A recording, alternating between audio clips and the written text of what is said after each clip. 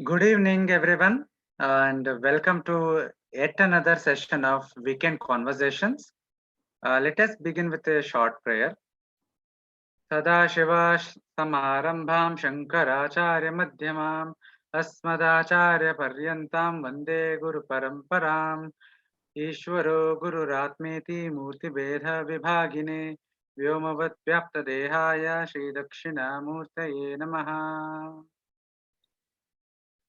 We have a very special guest today, Sri Prasad Krishnan ji, who is a assistant professor at IIT, Triple IT in Hyderabad, and who is a seeker of Advaita Vedanta for a long time.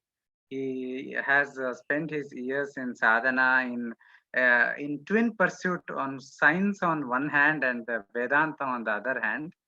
And I welcome you, Prasadji. Thank you for agreeing to come on our show. We are very happy to have you here. Namaste, Nithin ji.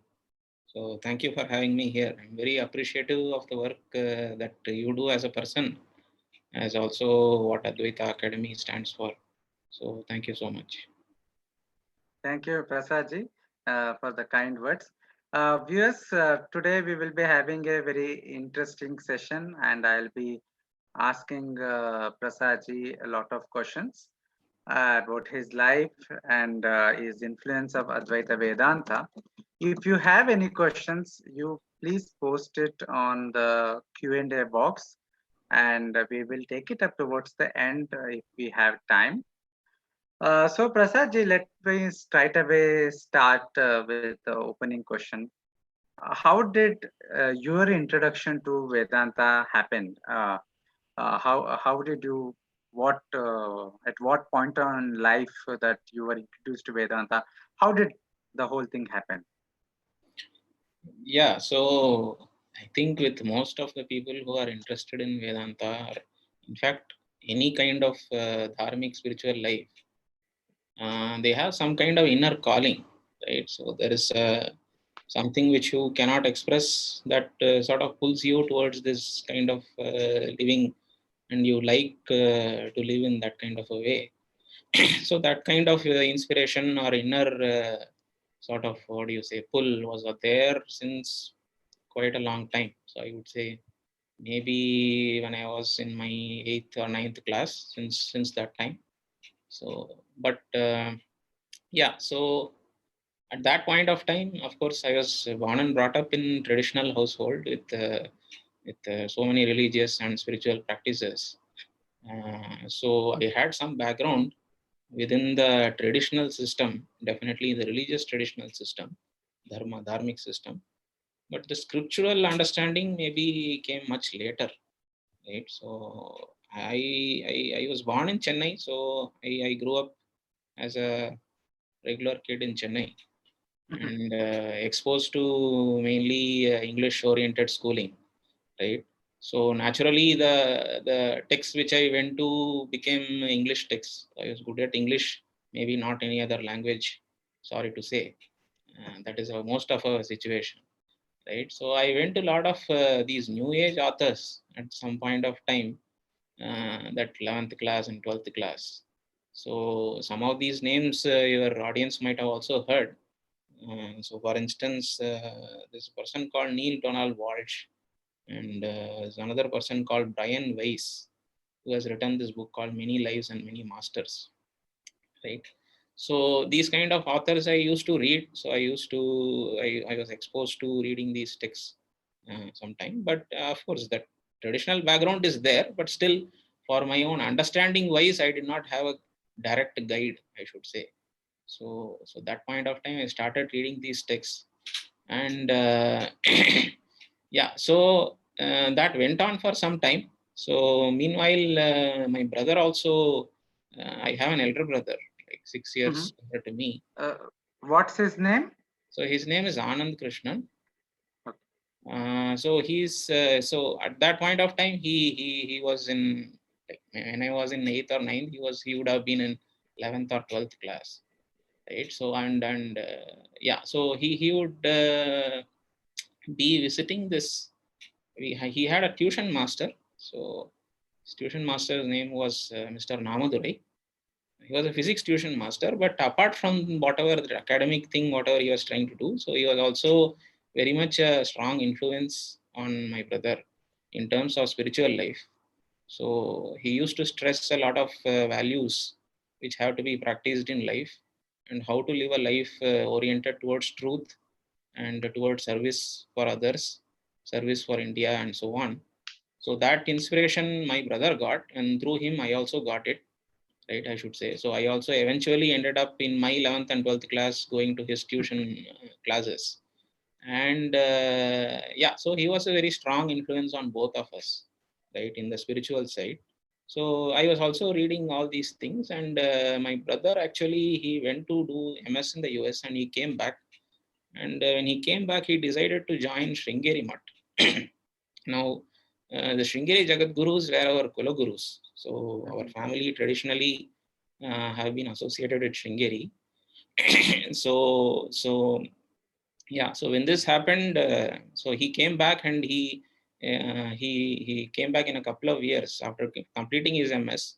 And instead of getting into early life, he decided to take the plunge, and he joined as a Swayam Sevaka in Sringeri Mutt, right? So that was another major event, I should say. So as I was entering my bachelor's in engineering in Chennai only, so this thing happened.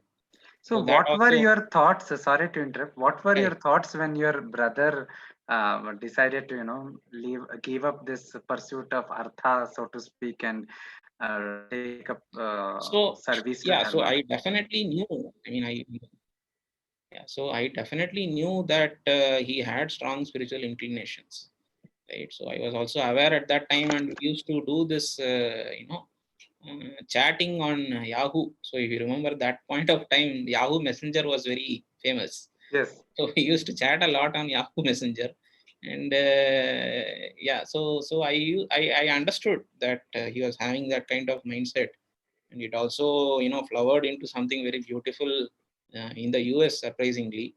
And so he decided, so he made a decision to come back and join the mat. So I personally could understand the decision, but that point of time you're not that mature to think about so many complicated things, right? So Mhm. life was going smoothly, and I was doing okay, reasonably well in my studies. So there is no complications involved in many matters. So my parents are the ones who have to be thanked for that accepting that decision, and permitting him to take forward his spiritual journey. So for both the for both the my spiritual life, and as well as my brothers, parents are the main cause, I would say, the main roots. So yeah, so with that, I was going into this bachelor's, and I had this background also, right? So we started as a family, we started visiting Sringeri much more often, and our Yeah. association with the mutt became much more stronger. So this continued till the end of my bachelor's. So then I got the opportunity to pursue my PhD through masters, but after that PhD I converted to PhD. So this happened in 2007, and I joined IISc Bangalore for my pursuing my PhD. Mhm. In IISc Bangalore, uh, so this inner like thirst of mine of by reading all these books, etc., and also discussing with my brother, and maybe some early social networks which were there. So all of these I was involved in, and I was actively discussing about spiritual life in so many aspects. But still, that traditional Vedanta I had not entered into. So that came through Vivekananda Study Circle at IAC. So I started attending that. So this was a small group of people mentored by Sri Gokulmuthu Narayana Swami sir, whom you have. He is in the attendee. I should let you know. He So has namaskar, sir. joined us as a attendee. So I'm very thankful to him. So I owe a lot to him, I should say. So you have also had him for your programs. So Yes. so that is great, and I wish that he continues doing that for Advaita Academy for a long time. Right. So there, yeah. So our Vivekananda Study Circle at IAC was mentored by Gokul Muthu sir, and he used to visit us every weekend. sorry, not every weekend, every week, one class we used to have in some Tuesday or Wednesday evening. And during that time, we used to discuss the text written by Vivekananda, right? Or the text, it's like the written down documents of the things which were mentioned or which are spoken by or written by Vivekananda. And through that, Swami Vivekananda, of course, is a universally inspirational figure, right? Especially if you are an Indian, yeah, yes. So any patriotic and spiritually oriented Indian, without getting attached to Swami Vivekananda, very difficult, right? So it is very natural for any of us to get associated with Swamiji. So that is his greatness of his personality, I should say. So naturally, I was also attracted towards that, and I started attending that. And through that, I gained a lot of clarity through the discussions that we had in the Vivekananda Study Circle at ISC. And at some opportune moment, so some of the people, attendees in the study circle, used to go to Ramakrishna Mat, Bangalore, in Alsur, Bangalore, where there was one Swamiji who was instrumental in starting the Vivekananda Study Circle at ISC. His name was Swami Paramasukhananda. So some of the attendees were attending some classes taken by Swamiji at the Alsur Mat during the weekends.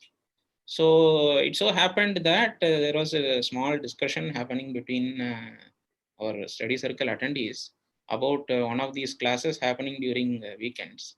So this class was titled as Brahmasutra, right? So at that point of time, the only scriptures I knew was Gita and Upanishads. And also, I had no formal background in tradition. That formal scriptural background in tradition, I did not. Born in traditional family, you have background, but that grounding in scripture, we don't have. So I sort of was curious about what this so-called Brahma Sutra was. I did not even know what it is, but I was curious. So at that point of time, perhaps I had exhausted my interest in many other this English books which I was reading, and it was a prime time for me to get interested in scriptural, traditional scriptures. Right. So I decided that maybe I should try, definitely, because this opportunity has come. If I probably let go of it, maybe it will not come again. So I decided to attend the talks, attend the classes taken by Swamiji. So this used to happen on Saturday mornings for 1.5 hours, early mornings. So we used to go there, and that Brahmasutra was, as you know, as many of you in the audience know, so it is the Nyaya Prasthana. So in the three Prasthana Trayas scriptures which are there, Gita, Upanishads, and Brahmasutra, this Brahmasutra is called Nyaya Prasthana, which establishes Vedanta, Advaita, as the meaning or as the purport of the Upanishads in a very logical way, right? Now, being students at IAC, you get bombarded with logic, and that is the main thing which you have to sink your mind to. And that has happened to me already before I started attending the classes, because that strong grounding in logic was there, because my research was also mostly in the scientific mathematical related topics, basically applied math in communications, I should say. So therefore, I was very grateful to IAC also for giving me that background with which I could approach Brahma Sutra. And so the way that Swamiji actually expounded the Brahma Sutra, he did not do the entire 545 sutras which is there, but he did only the first 4 sutras which were there, right? So that is called Chatusutri in the tradition. And this Chatusutri, if you look at the Bhashya of Shankaracharya has written Bhashya on it. It is considered to be one of the greatest written scriptures of all time. So Swamiji was explaining that, but he did it in such a way that people who are attending, who are basically people who did not have this kind of strong grounding in the tradition, right? So strong grounding in the Sanskrit scriptures. So for them, how to do it? So that way he managed to do it. So these classes were done in English mainly with the Shankara Bhashya. And he took that 4 sutras with the Bhashya. He took 60 classes, almost 60 classes, 50 to 60 classes. and each class was around 1.5 hours. Oh, Right? wonderful. So So 90 hours of class almost. yes, so that went on for like 2 years. So this must have been Mm. around 2010, 2012, sometime during that time. So that gave us, like all of us who attended, I think our lives really changed after that. Right? So Gokul Muthu sir also has spoken about it in your interview. So I think that was one of our major turning points, I should say, in our individual spiritual lives. So that gave us the complete grounding in the tradition of that scriptural tradition of Vedanta. So everything from starting from scratch, like dharma, and then the karma kanda, and then whatever the basic ideas, the basic tools which are required to understand the scriptures, the basic ideas of Nyaya and Tarka and Mimamsa and Vedanta was all provided to us by Swamiji. So for that we are eternally grateful to Swami Paramasukhananda ji. Right. So that is my, what do you say, like first and most major entry into traditional Vedanta introduction. Wonderful, wonderful. You mentioned that you, in your initial high school and college days, you were reading Western authors, especially all these books related to self-help and personality and philosophy and such thing. And so, how do you, if today, if you, when you look back, how do you compare the Western approaches to the deeper questions of life with the Vedantic Hindu approach to the same questions? See, that's a very interesting question. See, I wouldn't categorize the books which I read as self-help. They were mostly of the Mhm, spiritual nature, right? mhm, And personally, I hold the opinion that there is no what do you say, class of people or any kind of country, right, which holds a kind of copyright towards spiritual ideas. mm, So if I look back, I think those books that I read, like the specific books that I read, I think played a very strong role in my spiritual life at that point. Even today, I would say, right? I look upon, I take those books and I read them, and I get the same kind of feeling. Right? So what they did to me was, deepen my interest in spiritual life in several ways and connect it to the life that I am living. Right? mhm, That was very important for me, because there is a way to approach the scriptures as a bunch of concepts. Right? You can approach it as a bunch of ideas and concepts and terminologies, and you can get everything right. I mean, you can approach it from a very academic standpoint also, and you can get everything right, because especially that logical scriptures and getting all the connections right gives you a strong what do you say, an academic understanding you can definitely get.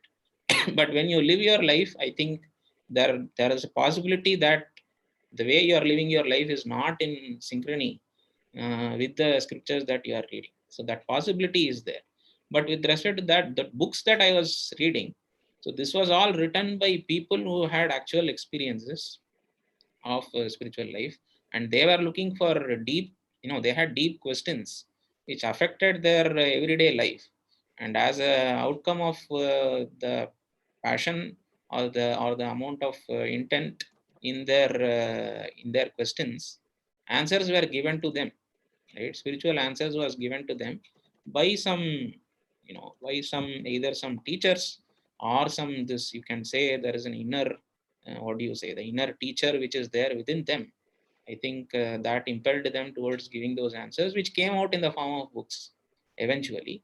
And that is how I still see them. So I don't look at them as fundamentally different from the dharmic fold. mhm. It is just that the language and the mode of expression and the way and the cultural background, perhaps these things were different, but the values were pretty much identical, I would say. Right? Yeah. So I wouldn't say like either one is better than the other, but the scriptural thing gives you a strong foundation, right? And because we are all Indians, most of us listening to this would be Indians, it is very natural in our sort of DNA, you can say, or mental DNA. This Gita and Upanishads are very, very natural in our DNA. So it is very easy for us to get attracted towards them. But it is not the words and the concepts that matter ultimately. It is a life that we live, right? And for that, whatever is useful, whatever is helpful towards leading that kind of a life, which is governed by the spiritual principles, people can take up whatever is useful to them in that direction. Wonderful, wonderful. That's a very important message. That we have to not just pursue the theory or academic understanding, but also try to mm, bridge the gap between our intellectual understanding and the life we live.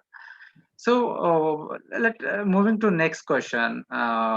Who is your guru in this life? Who do you consider as your guru, and how have they inspired and influenced your life?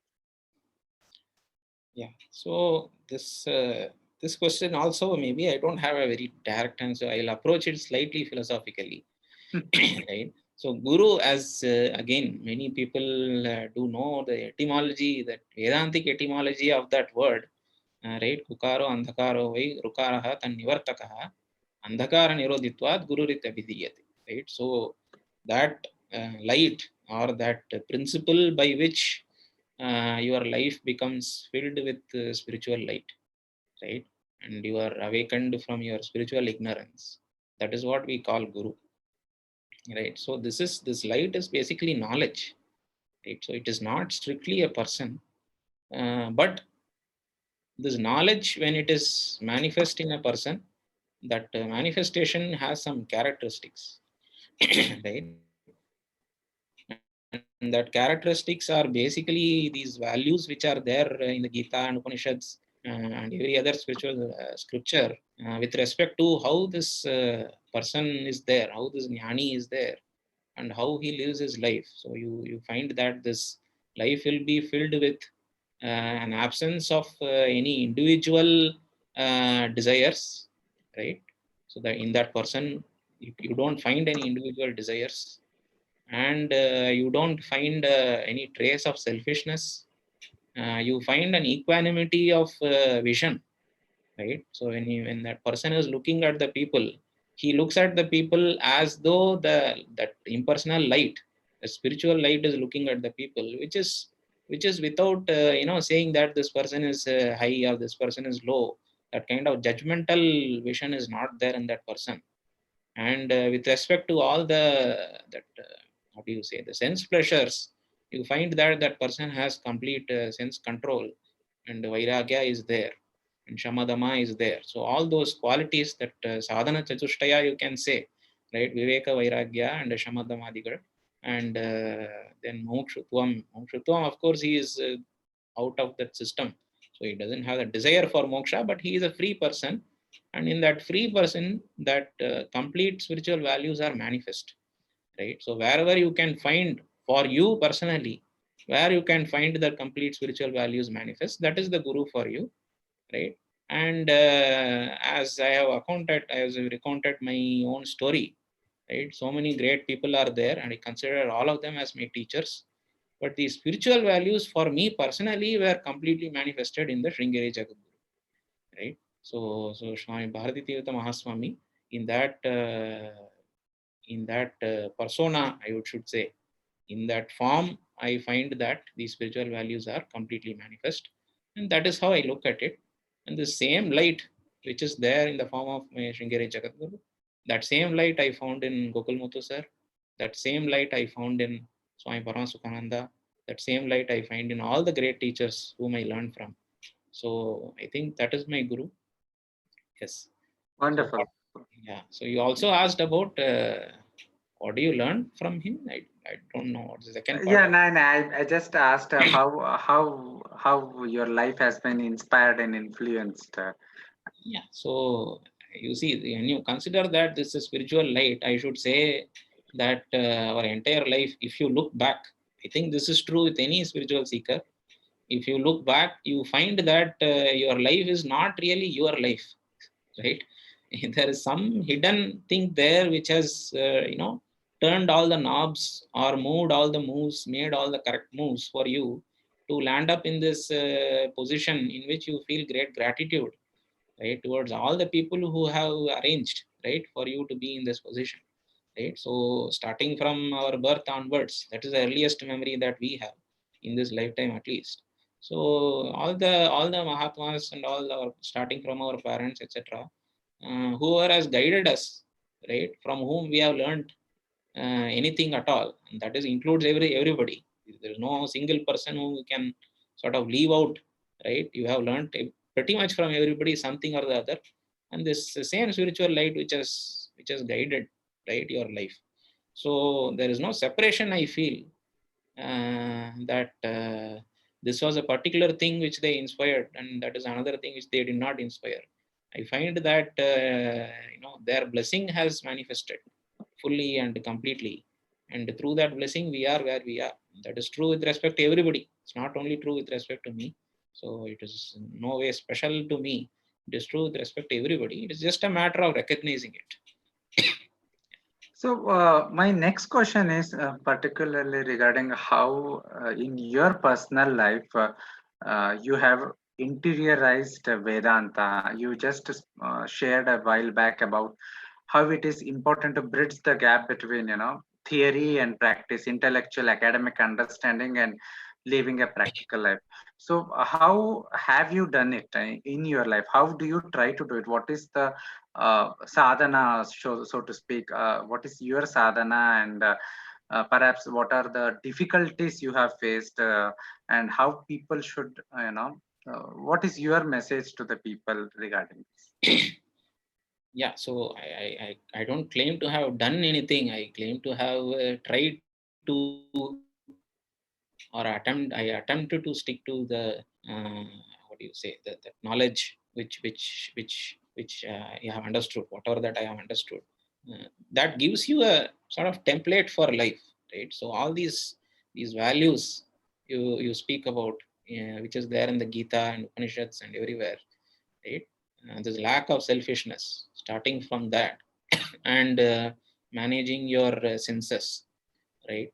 And living a life which is of some use, right? At least of some use to somebody, right?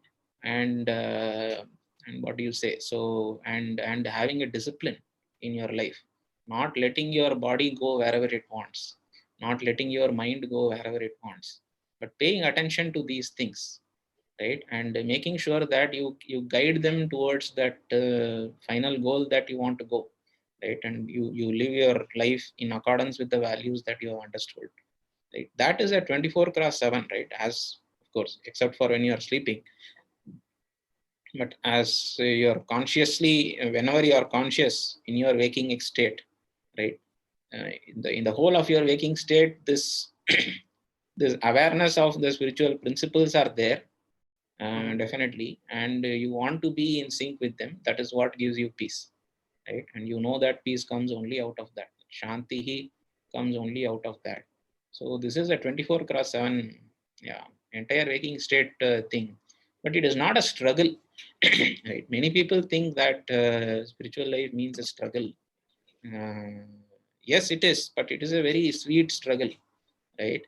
It is unlike all the other struggles which you undertake to do get so many other kinds of worldly achievements, because this achievement is immediate, and it is also never going to go away, and it is your own real nature that you are trying to align yourself with.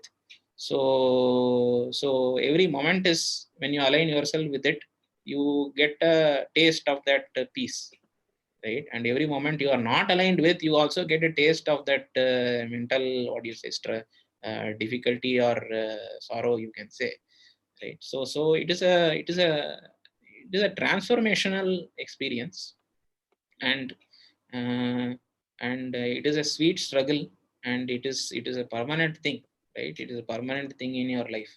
So there is no specific time period in which you are not trying to align yourself with the principles, and there is no particular how do you say, space in which you are trying to do it. In all the moments that you are there, you are awake, you are trying to align yourself with it. So with respect to the difficulties that I face, yes, this kama, krodha, lobha, moha, mada, matsarya, right? The arishad vargas which are there, So those are the main, that Shadripus, that inner enemies which are there. They lead us into the tamasic and rajasic modes of life, and trying to watch them. You cannot get rid of them completely, because they are, the nature of the mind is like that. The mind has some tamas and rajas. So, but when you watch them, when you watch your own mind going in that direction, you can pay attention, and by awareness you can pull yourself out of it. In that there are failures also, there are successes also. Everybody faces that, and I also face it. So we have to overcome them. That is what it is. So a connected question to this, especially we are all working professionals, and I think the most direct manifestation of the difficulties of a worldly life is happens in the workspace. So my question is, how has Vedanta helped your influenced your profession or career? Yeah, so one good thing, so basically I'm in academics, right? So one good thing about academics is, what do you say, an advantage about academics is, if you are so, especially in academics oriented towards research, you have your own domain, right? So you have your own, so I have my own domain in which I am sort of exploring things, and as I am exploring things, I am trying to contribute to whatever knowledge base is there with respect to my own domain of expertise.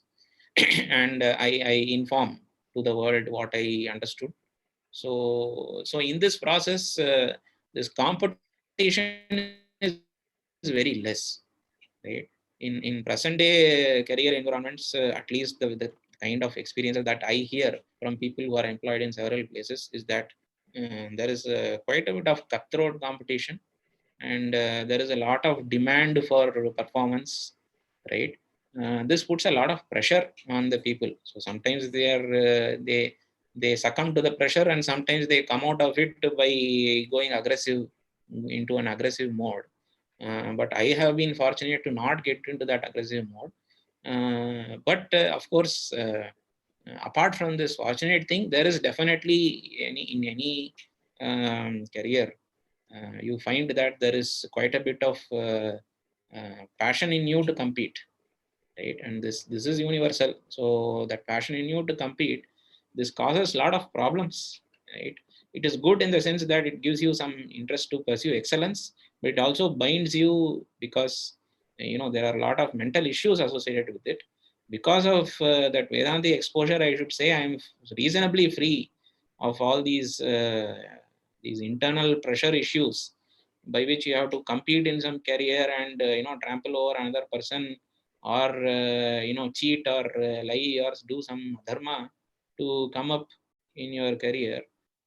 I'm just doing what I love, and pursuing the things, and trying to serve the community, that knowledge community I am trying to serve in my own way, limited way. And interaction with students, especially in interaction with students, you have to really treat them with respect and compassion, and also at the same time try to push them. So this is a very complicated thing, because as researchers we have to mentor a lot of students, and in that thing, in your desire to achieve, you should not push the students to do things beyond what they are interested in or capable of. So in that, the less desire you have to compete and achieve, the better you are in making progress, I should say. So in making real progress. So, and the students also have good experience, uh, because you are free, basically.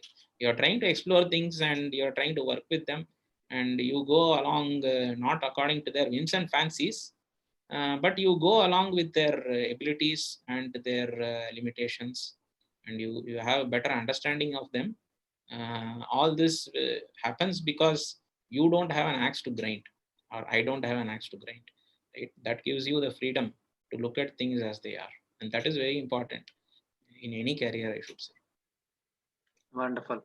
So I have an interesting question. You have pursued science and Vedanta together, and I have come across a lot of scientists in Indian history who have been uh, very philosophical, very many of them also pursuing Vedanta. But in the modern times, one of the issues that have come up is this where science versus spirituality debate or science versus Vedanta debate. Fundamentally, that there is a kind of a scienticism everywhere. There's a scientific universalism, you can say, Mm. wherein we are all trained to think in a certain way that only what the science tells is correct, or what is verified through empirically verifiable is correct, and everything else is superstition. And often in this narrative, every Indian knowledge system, including our darshanas like Vedanta, etc., they are basically clubbed under superstition. So and in counter to this, there is also a tendency in a certain section of Hindu society to try to kind of scienticize Vedanta, scienticize Indian philosophy. Look how scientific our Hindu philosophy is. Look, Shiva is a dark matter. I mean, I've heard these things, Yeah. So, what is your take on this Vedanta versus science, or Hindu philosophy versus science debate? Yeah. So, uh, for those who have sort of gone through the traditional Vedanta Vichara, right? Of course, and also exposed to the scientific spirit and what science is. It is really a methodology to understand the physical world, right? So, if you are aware of that, then this problem does not really arise. See, because there are two things, right? So, there are two major differences I find, which sort of separates the domain of Vedanta and science. So one thing is in the domain of the modes of, or in the domain of what the object of study is, right? So what is the object of study for science? It is the physical world, right? Mm. So but in the case of Vedanta, the object of study is I myself, right? So you look at yourself as a person now. Yeah, so now I said that I have some exposure to the scientific method and also to the Vedantic understanding, right? So now I look at myself, is there a conflict in me? First, between these two things, I say there is no conflict, because the scientific method is a method which I use to understand the physical world, right? Whereas the Vedanta is really a means of knowledge to understand my own nature, right? So therefore, now the question can come, right, whether my own nature is part of the physical world or not. It is clearly not the case. So this is where the one of the sources of confusion is, right? My own real nature is never an object of study for my scientific analysis. So when I am going and looking at the world and trying to understand the world, I am doing that as a doer, and I can never turn the attention towards myself in this process. If I turn the attention towards myself, I no longer am an object of study. I am the subject who is doing the study, right? So therefore, I don't come under the domain of scientific understanding, right? When I am exploring science and I am using science, I can never use science to find myself, because science relies on the sense organs, sensory inputs. The sensory inputs don't report me outside of my awareness. So as an object of my awareness, I am not an object, right? I don't exist. So whereas this Vedanta is really a technique or a system by which you approach yourself. What is my real nature? That I try to understand through the Vedanta Pramana. Right? So this is Pramana Vichara, we say in the traditional system.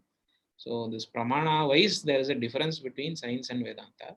The second domain of difference, which is also very important, is that no matter how much ever there is scientific advancement, and there is a huge scientific advancement, if you look at last several hundred years, especially after the Enlightenment, the huge scientific advancement is there in various spheres, and this has caused us a lot of benefits. right? So we must view it in a positive light. There are some problems also, but there is no time. If you look at history, I don't know if there is a time that physically we were in a better shape, and physically we were having better comfort and security as compared to the entire history as we have now. So physically we are better off, and for that we really have to thank scientists and science. But this shadripus, or the internal enemies of kama, krodha, lobha, moha, mada, matsarya, the jealousy, greed, anger, these problems which are there, the emotional issues which are there, attachment, etc. So all of these emotional issues, they have not changed, right? Whether it is 500 years ago or 1500 years ago, or since the dawn of man, if you look at the emotional issues, it is exactly the same. There is hardly any difference, right? And in fact, I would say with all the scientific advancements, these emotional issues are magnified along with several other aspects, the good aspects also. These bad aspects of our problems which are there within us, the emotional issues which are there within us, have been magnified, right, with this technology. So these things are not addressed by science. Science has no mechanism to address them. They may have some, psychology is there, but to some extent only you can go ahead. But even psychology is not, there is to some limited extent only the scientific method is applicable there. Beyond that, you really have to, person has to be treated as a thinking and feeling person, and these thoughts and feelings are not directly accessible to science, right? So therefore, the spiritual life, the Vedantic life, has a lot of meaning in this direction also. So both the logical way as the object of study is different, that I am the object of study of Vedanta, whereas the world is the object of study for science. And also the problem which is to be solved, the physical problems are solved by the scientific spirit, whereas the Vedantic spirit lies in solving your own or my own emotional problems, right? So in that domain also, these two are different. And I think it is wrong to confuse either one with the other.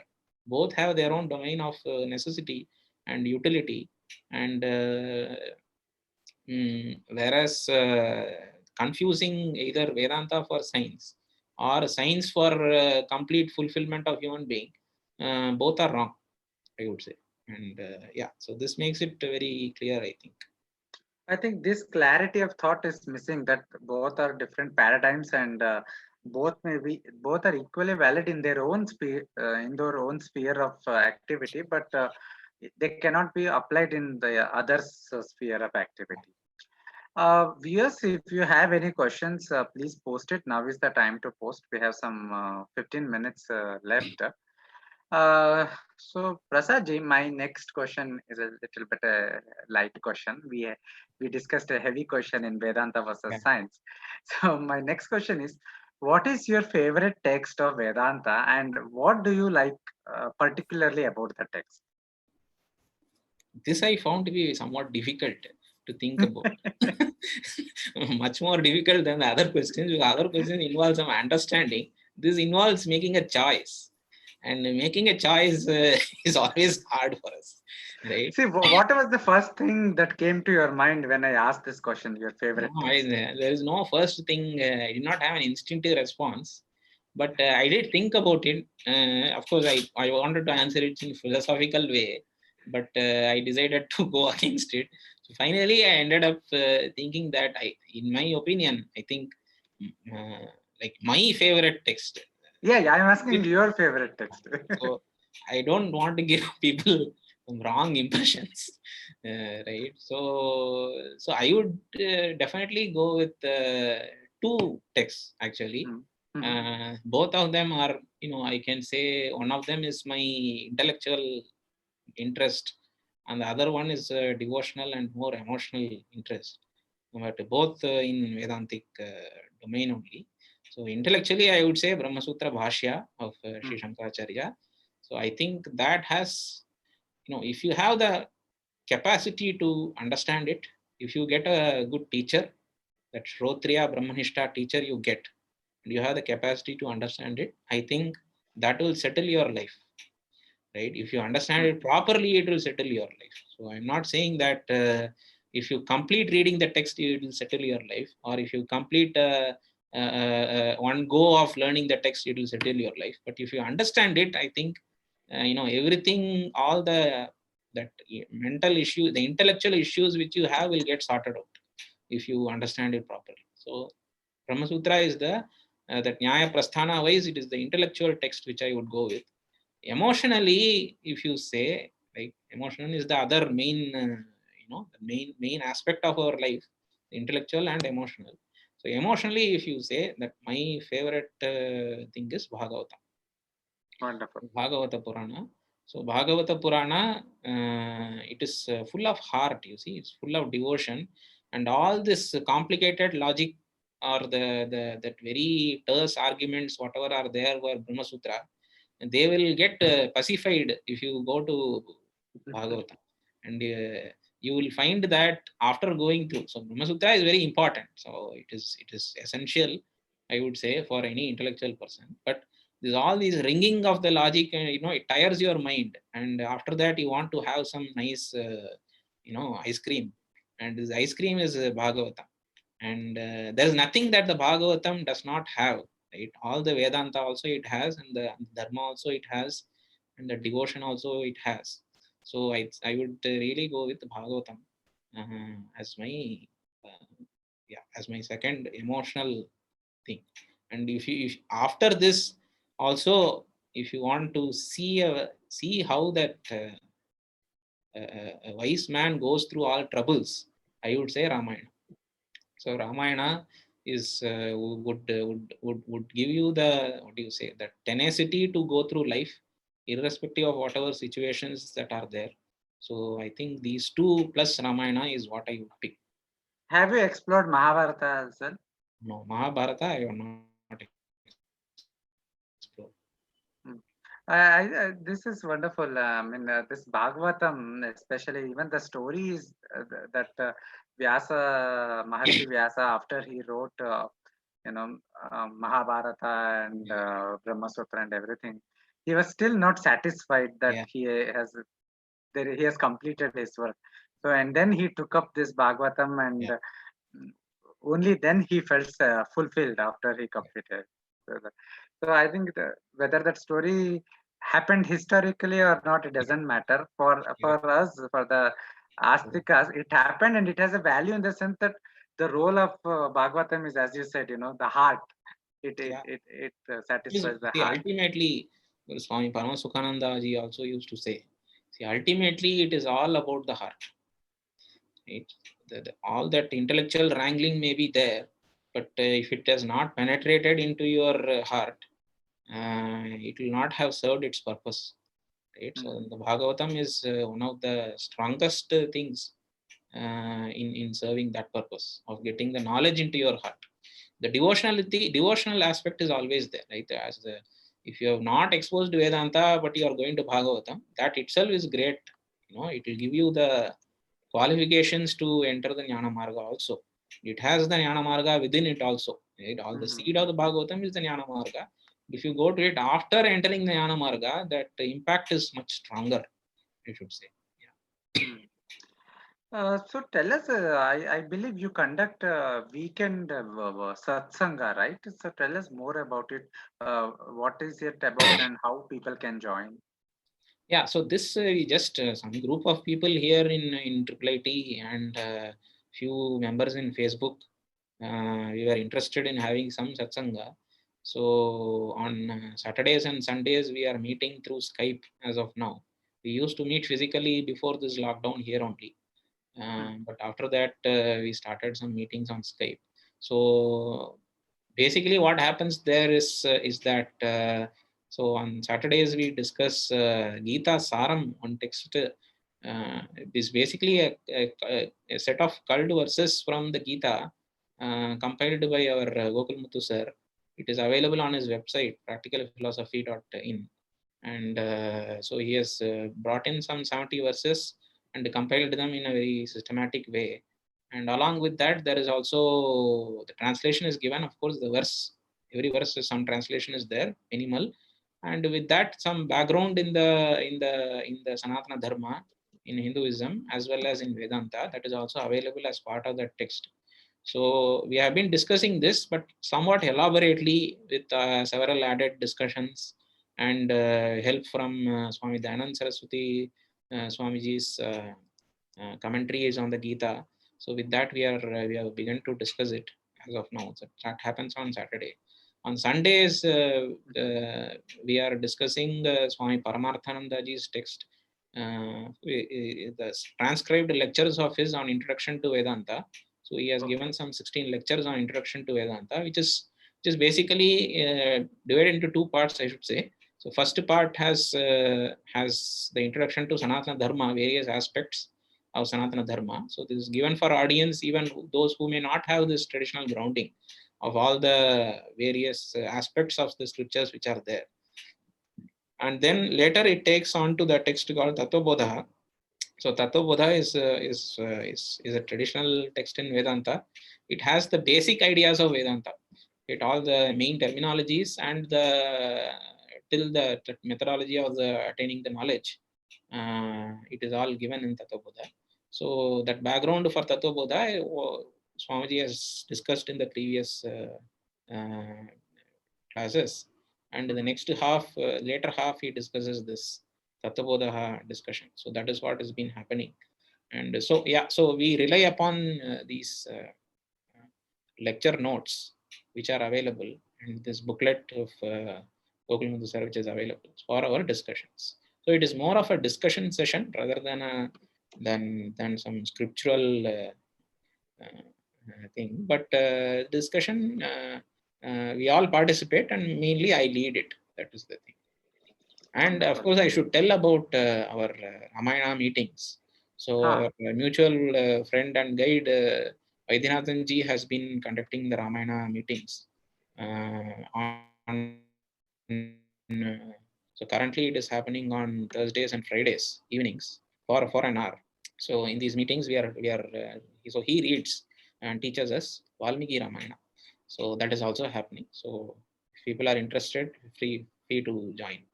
So those interested can simply contact you on Facebook, and you will guide them. Sri Prasad ji is on Facebook. You can just easily contact them, send a message on Facebook Messenger. If you're interested to join either the weekly satsang or the Ramayana satsang, any of it. Prasad ji, we're almost towards close of the session, and I have one more question, final question to you. What is your advice to the new enthusiasts? I mean, new people who want to enter into this Vedantic world, so to speak. How should they approach, or where should they start? I mean, I often get these questions, at Advaita Academy from a lot of people. Sir, where should we begin? I mean, there are so many things to read or so many things to know. Where should we start? So, any advice for them? I don't know. I don't know. Maybe I can give an advice or not, but I can suggest. See, Vedantic life is basically, it should start with the life of values, right? So ahimsa, satyam, asteyam, aparigraha, brahmacharya, right?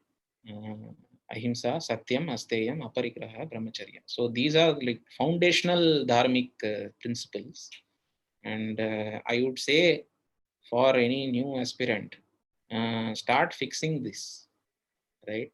In our own lives, are we having these values or not? We need understanding of the values also. So this ahimsa, satyam, asteya, anybody can reload the 5 words, but practicing it in our life, or trying to practice it in our life, recognizing the value of these things in our life, that is very important, right? So Vedanta is not a, as we have discussed, it's not an academic pursuit. So I would say to new people who are interested, yes, there is a sort of a traditional system, and there is definitely, you may have curiosity in that, but you should also have interest in spiritual life, right?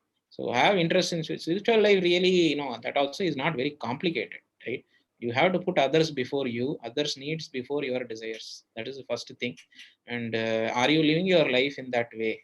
or not. So inquire and try to slowly fix your life, and then all the windows and doors will start opening, right? And as and when they open, make use of the opportunities. If there is an opportunity to go for some satsanga, if it opens up, then take that opportunity and have humility in life. That is also very important. Whatever we are today is the result of sacrifice and efforts taken by so many other people, right? So we do not stand alone here. Our personalities maybe are standing alone at this point of time, but behind that personality there is a lot of struggle by other people, sacrifices done by other people. So that humility is very important, and our approach to Vedanta also has to be very humble, right? So there is no need that Vedanta has to come to you. You have it as a blessing. If you are interested in it, that is a great blessing, and take opportunities, follow that blessing. That inner voice which is there within us, I think definitely it will be active if we keep it active by following a life of values. So the life of values is very important, and time has to be given to this pursuit. That is very important.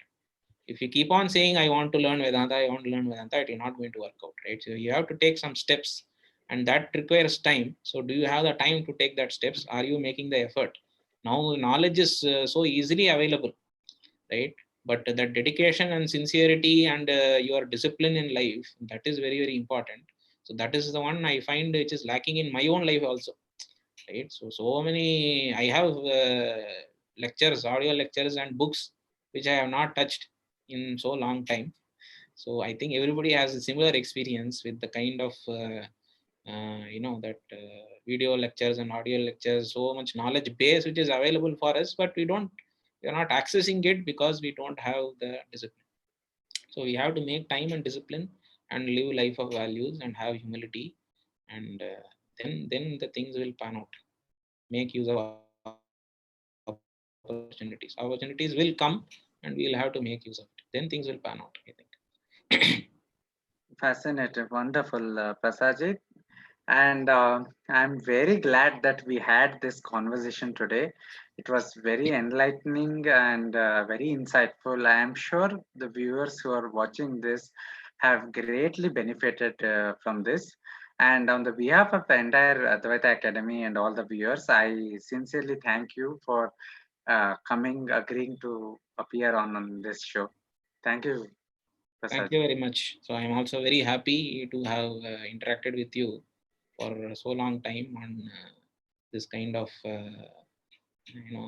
Vedantic topics, and I'm very happy because I also I personally also very much respect whatever efforts that you have been taking on the dharmic front, your service and your time. So giving the time for these kind of things, I think it is a great sadhana, and you have the opportunity to do that. So that is great, and the entire team, thanks to all of your team members. Namaste. Thank you. Viewers, with this we come to conclusion of yet another session of Weekend Conversations. Tomorrow we are collaborating with Soft Power Mag and another Ayurvedic organization to conduct this Ayush festival that we are doing. Tomorrow's session we have invited speakers to explore the interrelations between Ayurveda and Vedanta and other branches of Indian spirituality. To log in to attend at 6 p.m. Tomorrow evening. With this, we conclude this session. Shri Guru Pyo Namaha. Namaste.